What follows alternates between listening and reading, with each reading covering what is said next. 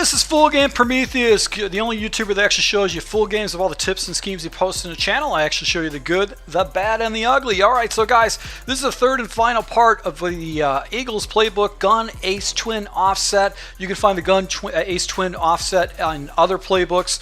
I'm going to be using this in conjunction with two other plays I've actually posted just a second ago or earlier, which was Level Sale and Post. Now we're going to go over the audibles in this particular formation so you can show it, and this is one of the reasons why I love this particular formation is the audibles that you can use. They're very, very easy to go ahead and attack your opponent with. Now stick and inside zone are going to be something we're just going to do a very quick look at. Stick is a great play to go ahead and jump into in a third and short situation, preferably maybe third and 4, third and 3, third and 2. You can use this play to pick up an easy first down, really force your opponent to go ahead and defend an area.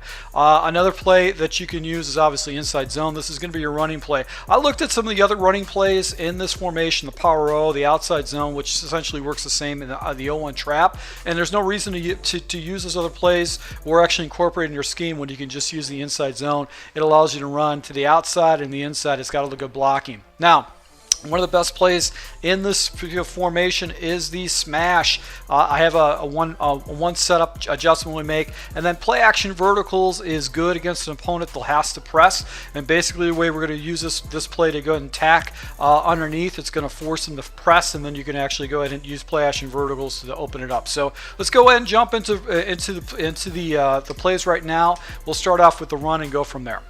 Alright, so I'm running against random plays, and basically I make adjustments from there. So the first thing I do is go ahead and take a peek to see what the running game is like.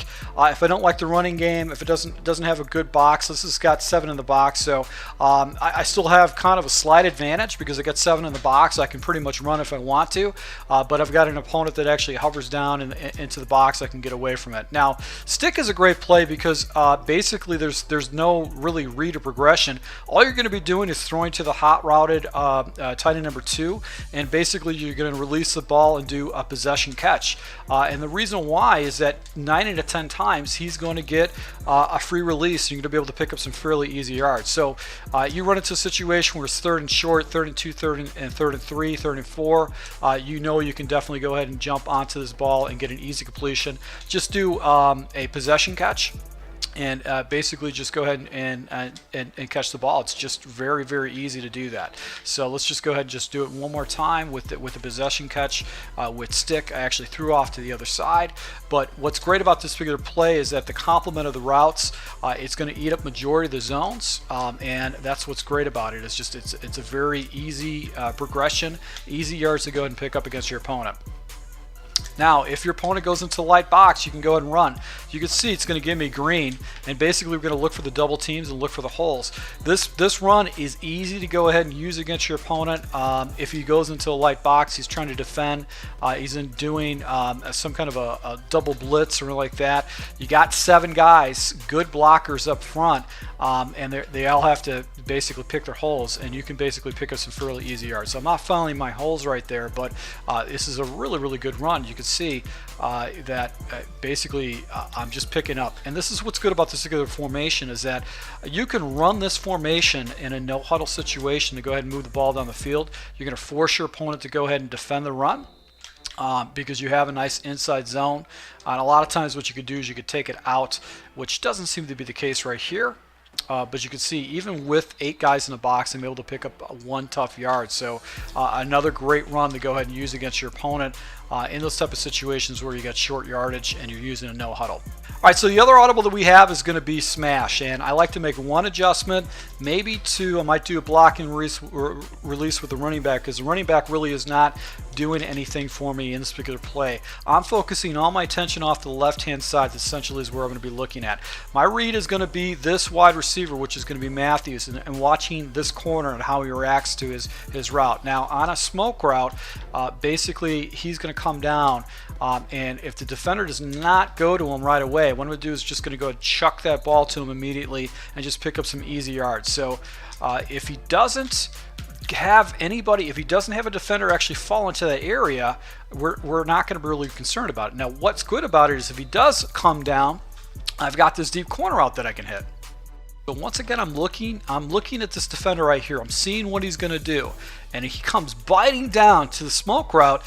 I know that this back area is exposed for the deep corner. So I basically just did an outside pass lead. Wide receiver was able to go ahead and get myself a nice reception. And I'm picking up a good 10 yards, 15 yards on that. And if the defender's out of position, I could pick up more, especially if you're playing draft champions or salary cap mutt, where the nickel backs are not going to be better or whatnot. So what's good about this particular play is that basically it's going to be setting him up for the next audible. So if he doesn't have anybody drop in the area, you know you can go and get those easy 5-10 yards underneath. And it's basically a route combination that's going to establish how he has to play his defense. And what's so frustrating about that is that it's very, very difficult to go ahead and defend this type of stuff. So see here, got the corner route, and now the corner route is wide open. As you can see, if you have the right throw by the right quarterback, you can take it to house. All right, so with this particular play, a lot of times what opponents will do is they'll try to go ahead and do press coverage against you, and that's when you want to jump into that last play, which is going to be play action vert. So against press coverage, basically what I like to do is I like to go ahead and jump into that play action verts. I'm going to make two adjustments. I'm going to take my outside wide tight end number one and actually put him in a whip route. This gives me a read against any kind of man coverage. Another adjustment I'm going to do is I'm going to go ahead and slide protect off to the right, allowing me to go ahead and make my progressions. I've got my running back blocking onto the inside, meaning I've got 3 blockers off to the left, and I've got slide protection off to the right. That should give me 6 blockers to be able to take care of any kind of pressure. Now, first read is basically going to go ahead and take a look at that whip and make that's actually going to be one of the first places I'm going to go with the ball with my opponent. So very fast adjustments. Now, what's also good about this is that if you have an athletic wide receiver, he's going to be able to beat the press 9 out of 10 times. All you have to do is just lob the ball up, and basically you're just going to go and rack that. You should be able to get easy progression with it. So let's just go ahead and see that one more time. And let's see here. It looks like the defensive back actually came in there and made a good play against the wide receiver on that. Maybe be able to get that off one more time. If not, you've got the whip route that you can drop down to.